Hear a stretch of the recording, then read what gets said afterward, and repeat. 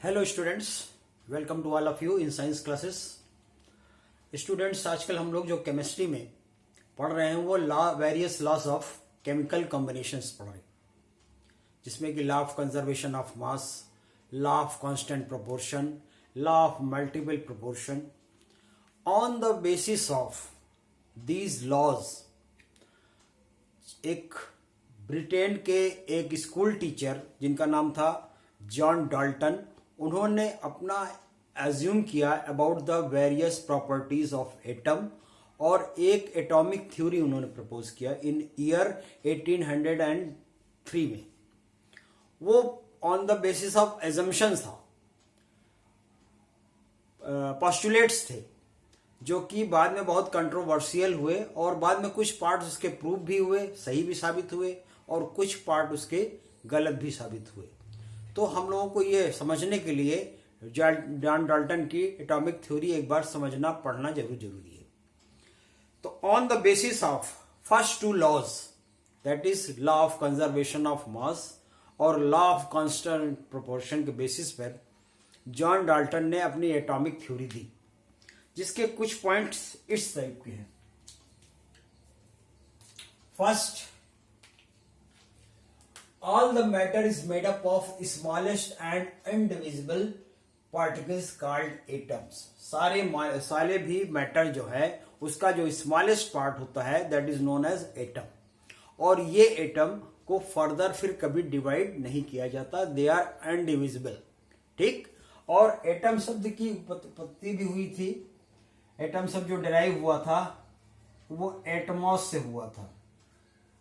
Atmos एक Greek letter है जिसका मतलब होता है अनडिविजिबल।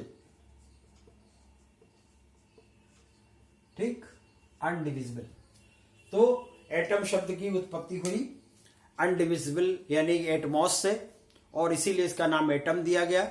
और ये जॉन डाल्टन ने कहा कि ये स्मॉलेस्ट पार्ट है और इसके बाद फिर फर्दर इसका डिवीजन नहीं हो सकता, जिसको कि हम नेकेड आइड से नहीं देख सकते। बहुत ही बारीक से बारीक पार्ट होता है एटम, जो किसी भी मैटर का स्मॉलेस्ट पार्ट होता है। ठीक, और ये इसका स्ट्रक्चरल यूनिट भी होता है, यानी कि आप किसी भी मैटर को बनाने के लिए जो स्ट्रक्चरल यूनिट है दैट इज एटम है। एटम से ही मिलके मॉलिक्यूल बनते हैं और मॉलिक्यूल से फिर पूरा का पूरा मैटर बनता है। राइट, तो ये तो इनका फर्स्ट लॉ हुआ। सेकंड, इन्होंने जो पॉइंट दिया that was atoms of same element are identical in all respect, that is in shape, size, mass and chemical properties।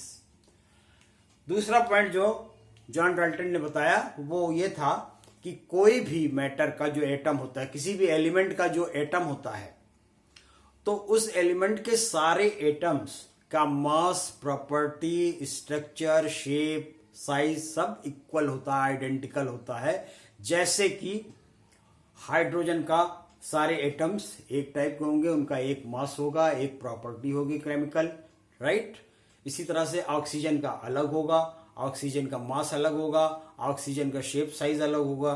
Right, इसी तरह सारे एलिमेंट का होंगे। तो ये दूसरा पॉइंट उन्होंने दिया, और ये भी बताया कि ये सारी प्रॉपर्टीज इनकी सेम होगी, किसी एक एलिमेंट की सारे एटम की सारी प्रॉपर्टीज सेम होगी। ठीक, थर्ड पॉइंट जो उन्होंने बताया वो था atoms of different elements are different in shape, size, mass and chemical properties.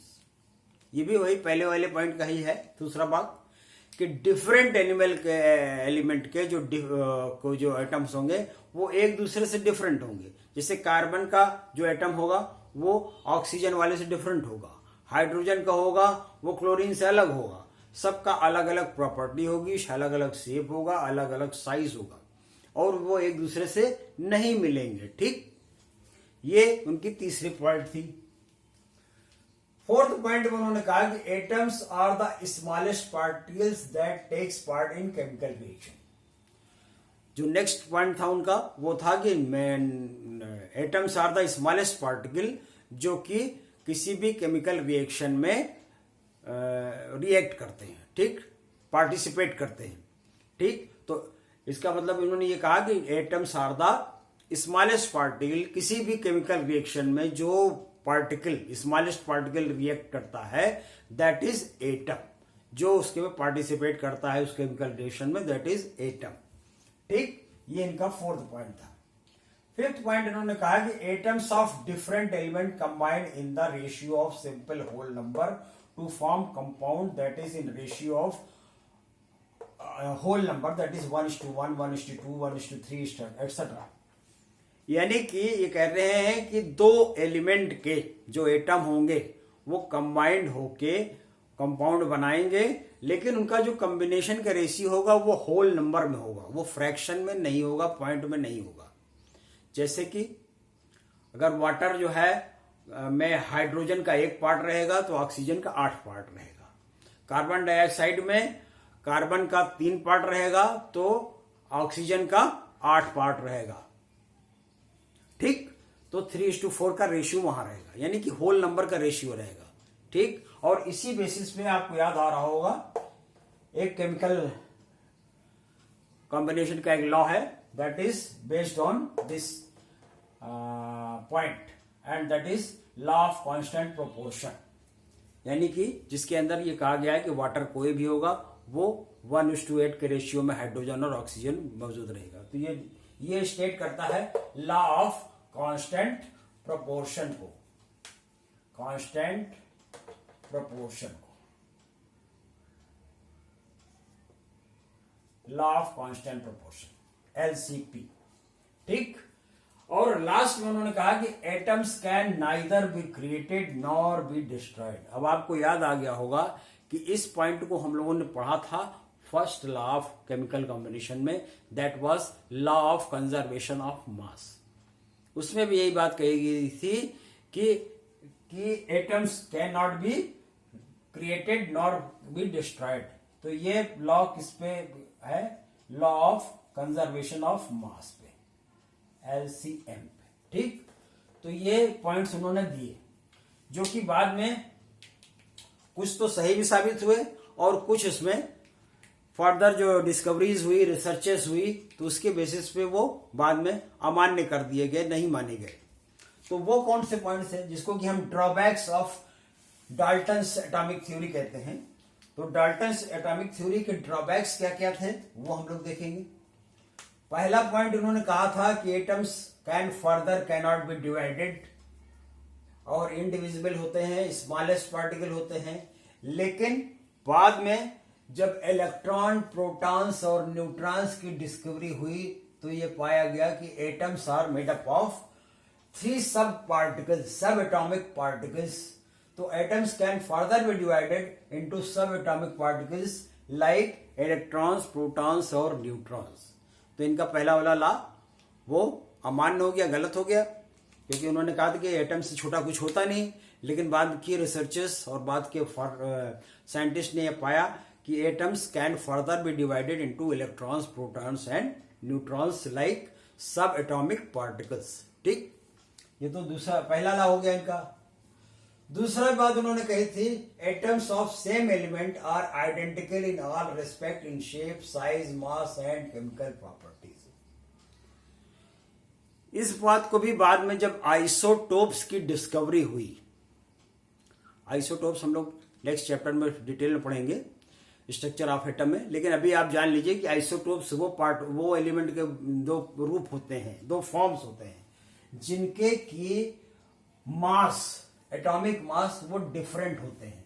Atomic number तो सेम होता है लेकिन एटॉमिक मास डिफरेंट होता है। ऐसे एलिमेंट्स के 2 फॉर्म को क्या कहते हैं? आइसोटोप्स। ठीक, तो आइसोटोप्स की जब डिस्कवरी हो गई, जैसे कि क्लोरीन की, क्लोरीन जो है वैसे तो नॉर्मल स्टेज में इसकी जो है एटॉमिक मास 35 होता है, लेकिन 37 के फॉर्म में भी पाया जाता है।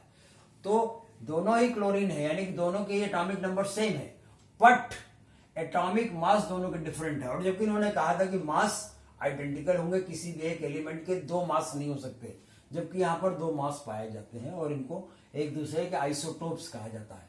तो दूसरा पॉइंट जो है उनका, ये भी बाद में रिसर्चर्स की वजह से वो अमान्य हो गया। तीसरा पॉइंट उन्होंने कहा, atoms of different elements are different in shape, size, mass and chemical properties.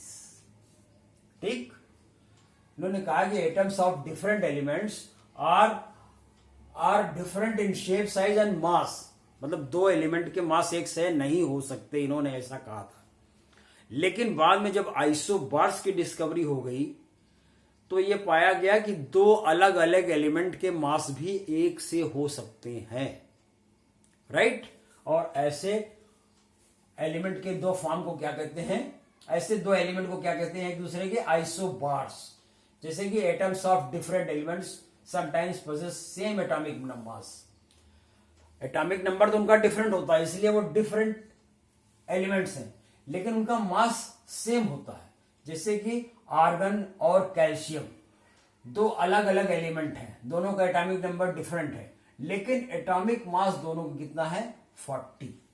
ऐसे दो अलग अलग एलिमेंट को क्या कहते हैं, आइसोबार्स। ठीक, एटॉमिक नंबर सेम हो और मास अलग अलग हो, ऐसे दो फॉर्म के एलिमेंट को तो कहते हैं आइसोटोप्स। और दो अलग अलग एलिमेंट जिनका कि एटॉमिक नंबर तो अलग है लेकिन एटॉमिक मास सेम है, ऐसे को क्या कहते हैं, आइसोबार्स। तो आइसोबार्स की डिस्कवरी के बाद यह हो गया कि atoms of different elements shape, size, mass में इन्होंने कहा था मास भी डिफरेंट होगा, लेकिन मास यहां पर सेम हो गया, दो अलग अलग एलिमेंट का मास 40 हो गया। तो ये वाला पॉइंट भी इनका अमान्य हो गया बाद में। अब आइए नेक्स्ट पॉइंट पर। नेक्स्ट पॉइंट कहता है atoms are the smallest particle that takes part in chemical reaction.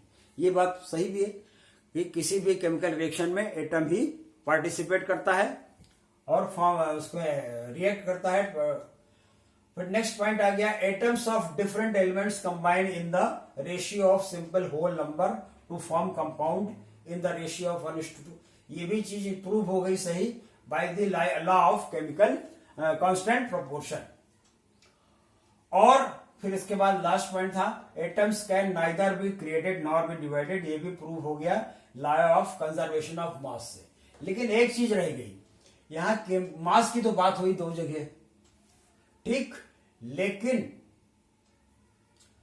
Properties की बात नहीं हुई। और एक प्रॉपर्टी जो थी वो डाल्टन उसके प्रूव नहीं कर पाए। उन्होंने कहा था atoms of same element are identical in all respect.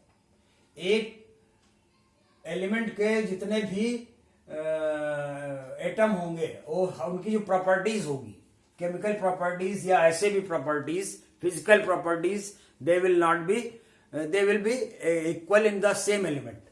लेकिन ऐसा है नहीं, क्योंकि fails to explain why the substance like diamond, graphite, charcoal exhibit totally different properties, जबकि वो तीनों ही कार्बन से बने होते हैं। डायमंड भी, ग्रेफाइट भी और चारकोल, ये तीनों कार्बन के कंपाउंड हैं, लेकिन तीनों की फिजिकल प्रॉपर्टीज, केमिकल प्रॉपर्टीज सब कुछ अलग है। और ये बात यहां से गलत साबित हो गई, क्योंकि उन्होंने कहा था कि शेप है identical in chemical properties as well as shape, size, लेकिन ये सब कुछ अलग है। इनका shape, size, physical property, chemical property सब दूसरे से। ग्रेफाइट एकदम अलग है, डायमंड एकदम अलग है और चारकोल एकदम अलग है। तो ये था उनका एटॉमिक थ्योरी। उसके कुछ प्लस पॉइंट्स भी थे, कुछ माइनस पॉइंट्स भी थे, और ये दोनों ही पॉइंट्स आपको जानना इसलिए जरूरी है क्योंकि आप फर्दर फिर कैसे रिसर्च समझेंगे, कैसे आप केमिस्ट्री को आगे प्रूव कर सकते हैं या केमिस्ट्री को कैसे आप समझ सकते हैं। ठीक, तो these are very important points for further study. ठीक, तो अभी तो केमिकल आपके डाल्टन एटॉमिक थ्योरी के बारे में इतना ही आपके लिए मोर देन सफिशिएंट है। Thank you for watching the video.